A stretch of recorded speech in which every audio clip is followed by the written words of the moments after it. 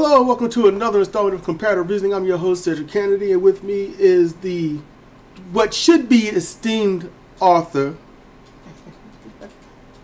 of 3 books, who's got 4 or 5 that are unpublished, yet unedited, Sidra Owens.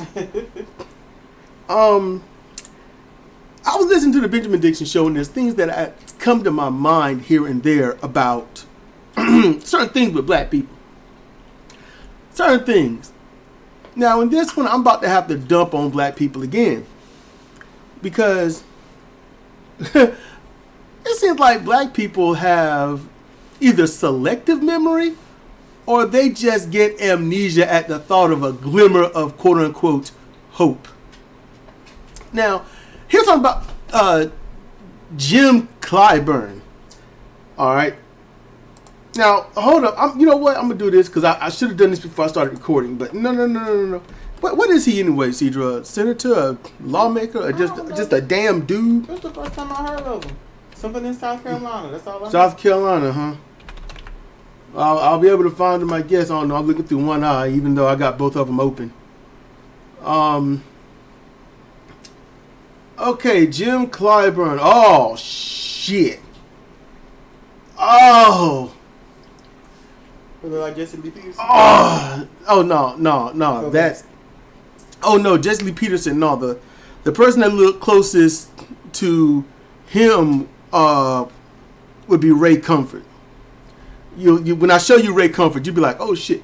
Jim Clyburn, born James Enos Clyburn, is while we was listening to Benjamin Dixon, who's finally catching up to us, you know, or at least me, since I do most of the talking on this anyway. He was talking about him, and he just said, the one thing that would be real bad is if his name is James. And it took me 2 seconds. And I was like, well, if it's James and you shortened the Jim, and it just pissed me off. It really did.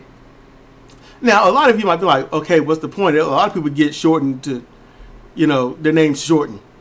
And here's the thing. All right. Your name is James. It's James. All right. Black people don't shorten James. All right. Now, straight up, in the 80s and in the 90s, your name could be anything. But you could be shortened to Red, Big Red, Man, Little Man, Big U, Little U, Medium U, Short-haired U, Dreadlock U, depending upon what describes you when there's too many people with your name in the area. But black folks do not shorten their names to Jim, Bob, or Dick. That's white people shortening your name. And see, he could have shortened his own name, and what would be the reason of that? So he could fit in with white people. That'd be the problem. That's why it pissed me off. Okay? That's why it pissed me off.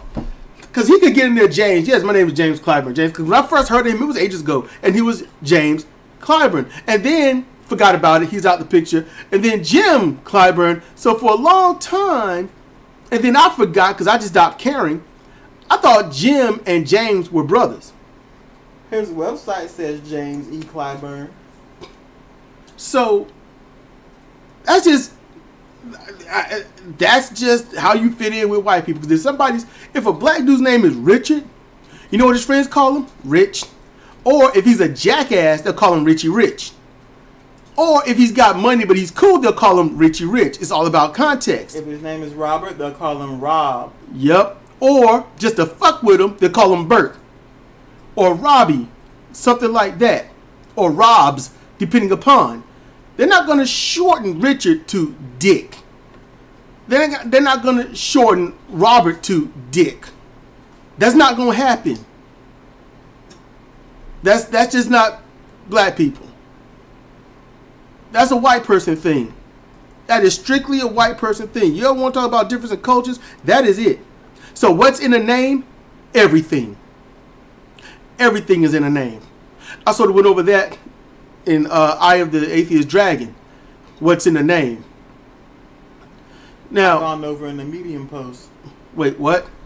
I've gone over in a Medium post. Yeah, you have. I listened to it in Google Translate because there's nothing else out there doing the speech thing like Google Translate. I wish there was, because if there was, I'd be using it, and I would not be using Google Translate. But nonetheless, I digress. So, I thought about this, and it was real deep. Now it was quick too, and I thought that's been the greatest problem with black people. Why we can't get a leg up on anything, and I'm gonna tell you what it is. Black people, I'm gonna have to take you on a story, and I'm sure a lot of you Gen Xers out there, no pun intended, and some of you older people, if you even hear this, you'll be like, yeah. But no one thinks about that, yeah. But you'll hear me.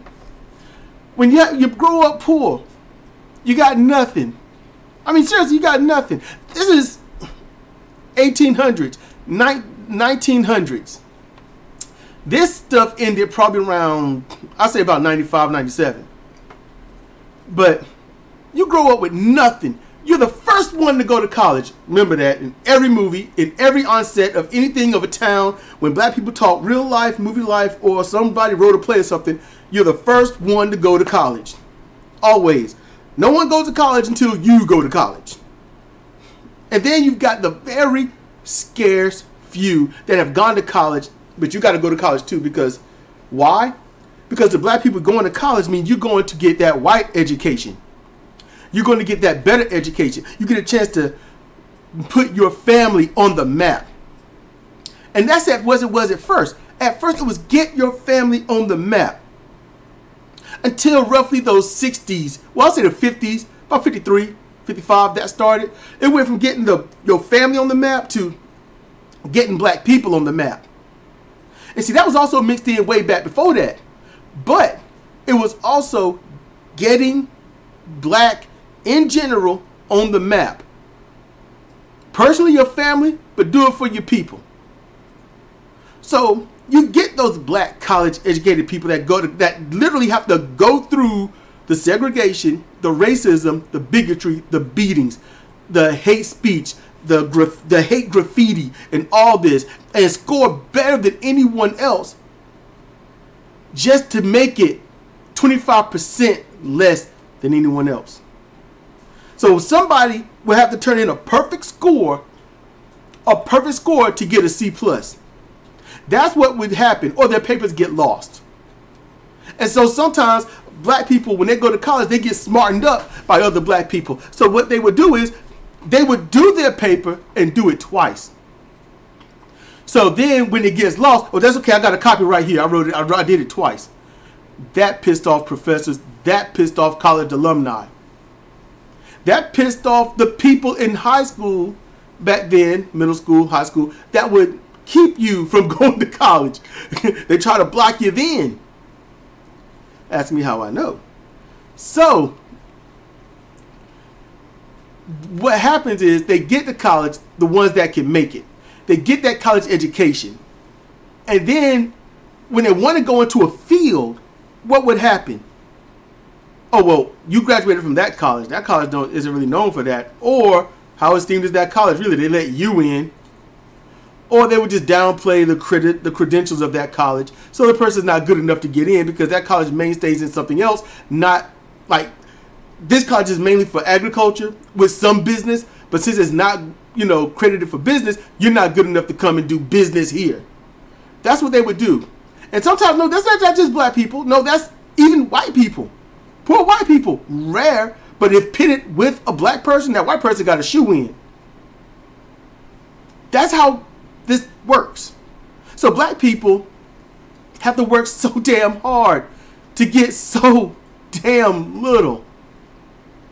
And then the ones that do make it and finally make it, and they become a judge, a governor, a senator, some kind of lawmaker, some kind of city council, something in the official area. In order to get there, even as a news anchor or reporter on the ground, got to carry your own equipment, do everything by yourself. They literally have to almost abandon everything black. They don't go see their family. They can't talk like they've got soul in them. That's what it used to be called, everybody, in case you didn't know it. Black people spoke with soul. It was from the heart. It's how you felt. It's what you did. It was a lingo. It was a lingo language. It was a style. We had that. And you forfeit that so that you can talk properly as you deliver the meteorological news at 7 o'clock every day, so that everyone can understand you as perfectly as one should. That's what would happen. And so when that happens, there's two things that triggers that part where you're dead. First, you're making money. Second, if you go back to where you came from, you feel like you're not going to be able to go back to where you made it to. You got to abandon all that. And every black family tell you, well, yeah, he made it. He got up there. We saw him on TV, or we heard that he won the election or something, but we ain't seen him since. And once in a while, he might send money, and then later, well, he stopped sending money, or she stopped sending money. Or we don't know what happened. We know he's doing all right, or she's doing all right. You see him on TV, or you hear about him. And that's about it. And usually when these people get caught, literally caught by their family, you know, it's usually at a function. Hey, baby, it's been forever. Hey, son, how you doing? Oh, family. Yeah, I'm doing fine. How are you doing? And it's like, whoa, when did you start talking like this? That ain't how we talk. You're supposed to go up there and represent us. Well, I am representing us. I'm doing exactly what I'm supposed to be doing. Oh, come on now, Philip. Oh no, they call me Phil. Huh? Philip's your name, boy. No, they call me Philip. Where's your brother James? Huh? Jim? Oh, he's over there. Jim? They named him James after your father. Oh, they call him Jim up here. And then you get to hear the family heart break. You think, I mean, ain't that a story you've heard multiple times? Yeah. You heard that? Mm-hmm. I've heard that. I have legit heard that growing up. I've seen it. I've seen it. A friend of mine, this is not the same Jeff that lived nearby. No, this is another Jeff. Black dude. Built like a brick shit house. This dude, he wanted to work at, I cannot remember, some kind of metal shop or something like that. And he wanted to be some executive because he liked working with metals and shit. Okay, fine. I didn't care. My thing was, if you ain't hurting me, do what you want to do. But he, you know, his name is Jeff. It's just Jeff. Jeff. How hard is that? No. When I met him, when I was going to technical college, community college, his name was suddenly Jeffrey. Jeff is short for Jeffrey. If any white person name is Jeffrey, they shorten it to Jeff. They always do. But they had to bring his up. He's Jeffrey. And he ain't Jeffrey. He's Jeffrey. There's a difference. And so he wanted me to call him Jeffrey. I said, but your name, why you extend your name? And he said, man, look, you got to do what you got to do to make it. He ain't lose his soul. You know, he didn't lose his soul, but he had to sell a piece of it. And he was like, you'll learn when you get older. You know, I was 19 and a quarter. I was like, I don't ever want to learn that shit.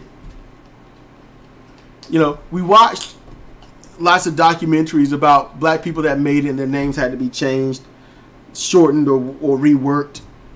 And then we watch black people that do this, and then all of a sudden, what is it? They just, oh yeah, you know what? We're gonna do it for the people. They have all this bravado. They're gonna do it for the black man. We got to rise up together. They get where they gotta get to, and all of a sudden, I ain't hanging around them motherfuckers anymore. And that's what this Clyburn probably did. That's what he probably did. And that's the most horrible part about black people. How in the hell are we supposed to get better when those that grow up as fucked up as we are get better and then turn their backs on us because it's more important for them to keep that money and gain some esteem And they even get their own family. Then they start espousing crap against us.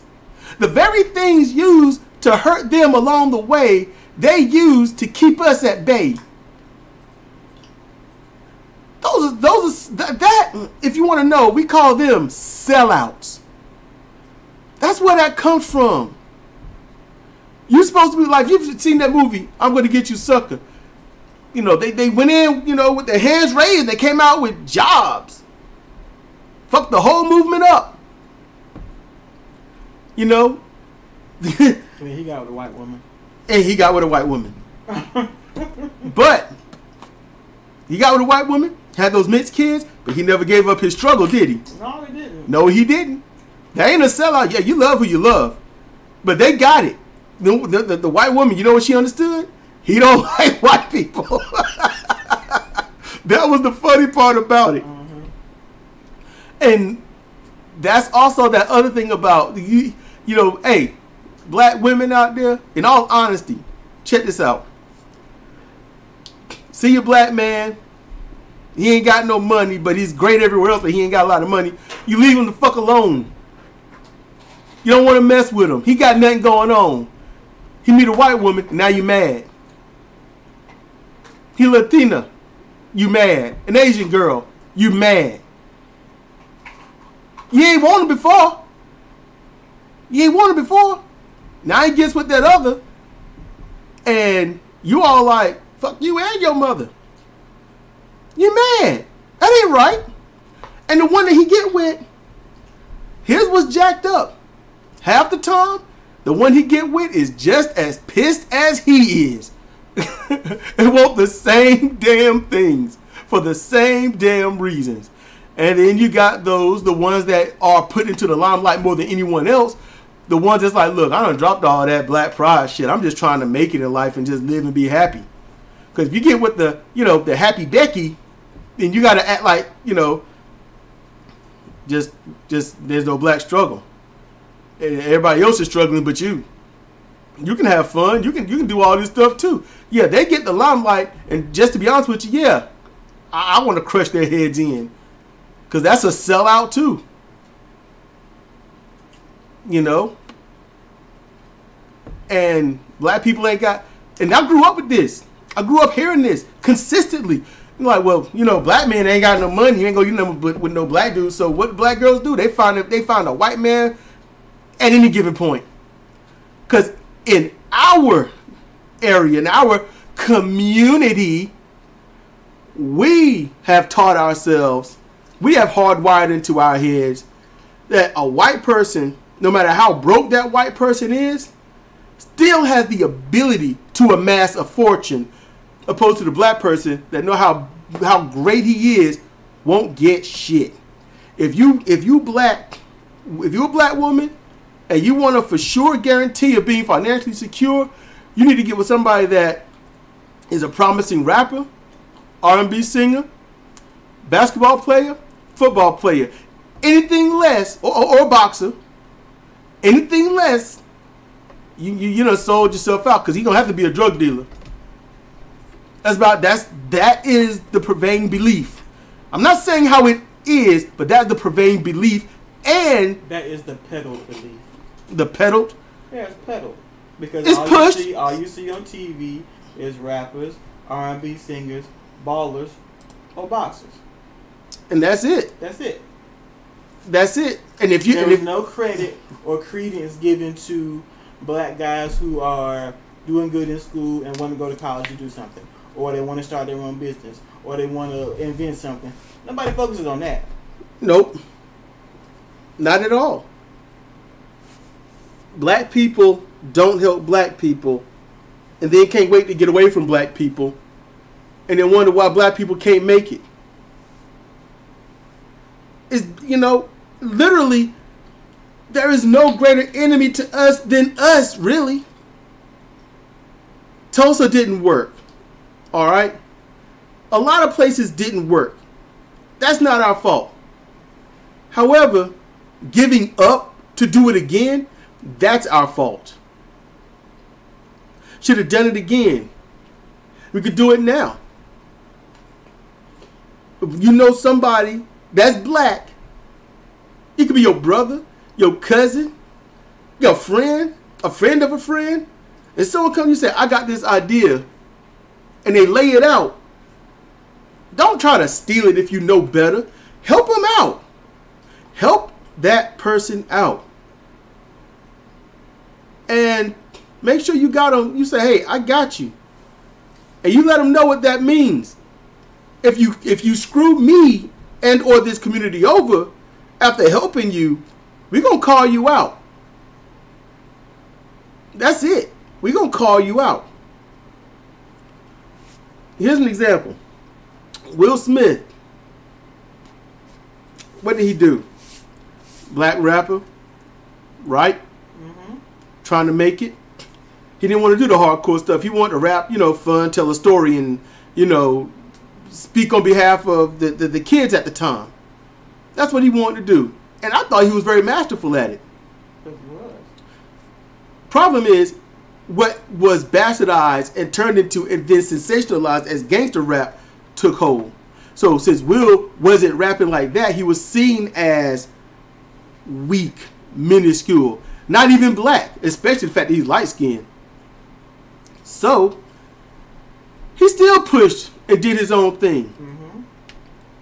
And people loved Will Smith, but they would never publicly admit it. His albums would sell, but nobody would say they bought it. I'll buy his albums and be like, yeah, I bought it. I love Will Smith. That's my dude right there. I was a Will Smith fan.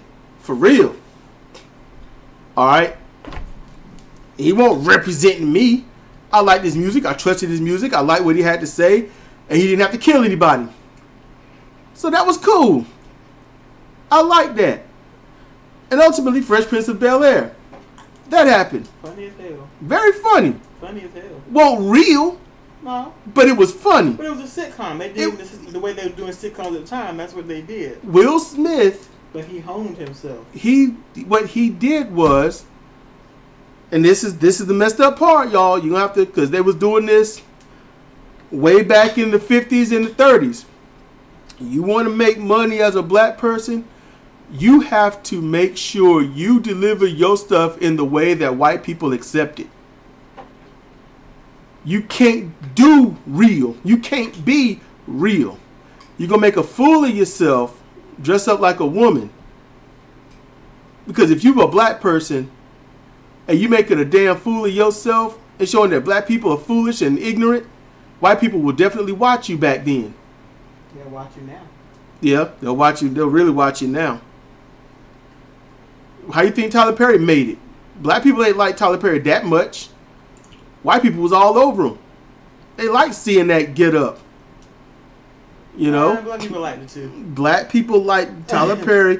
No, they like Medea. Yeah, they didn't like Tyler Perry. That's where he cut his bones, going through the communities, through the so-called chitlin circuit, appealing to black people. That's how he got his start before he hit the movies. And that's when the white people found him. And then he started leaving black people alone.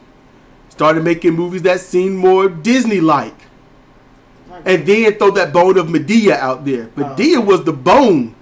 That was, hey, I'm still with y'all. That's like, literally, that's like Donald Trump giving a speech with black people standing at his side. We know what he's going to say is racist. We know what he's going to do is racist. We know everything that's been coming out of his mouth since he got started was racist. But if he stands there with some black people, then every black Trump supporter is going to be like, yeah, see, he gets it. He like us. People just being stupid. They don't want to listen. They don't understand Trump like I do. They as dumb as the rest of Trump supporters. Yeah, but they don't think that because they have a different vision. That's the thing. So the dumb people don't know they're dumb. No. And smart people don't know how dumb they actually look. That's just it. There's nobody wants to be balanced. I can tell you, look, if somebody calls me out on something I say that's bad or dumb or whatnot, I can admit it. I can think about it, contemplate, do all that jazz, and then be like, yep, that was fucked up. I shouldn't have said it, or something like that. Or be like, wait, no, you misunderstanding. You know? I am accountable for what I say, but I don't have to be accountable for how you receive it. Now, getting back on track. When Will Smith got his, he got the white people on his side, he got real popular. Real popular. And that's when Independence Day and all that other stuff came out. He was set. He didn't hear Will Smith release too many albums. He didn't have to struggle anymore.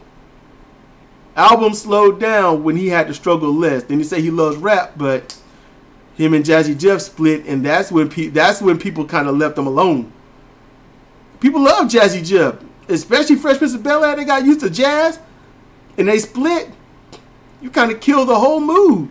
But that's a whole different problem altogether. It's multi-layered. That's a whole different problem. It's multi-layered. Tyler Perry, he's got Medea, then he's got his other little movies and stuff like that, which are good. He's obviously a great writer.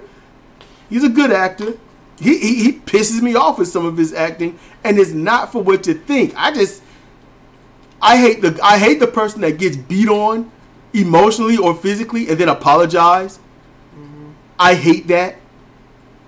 Martin Lawrence, what was it, Family Reunion or whatever the fuck it was? Roscoe Jenkins or some shit. Yeah. Yeah, I hated that. I hated that movie.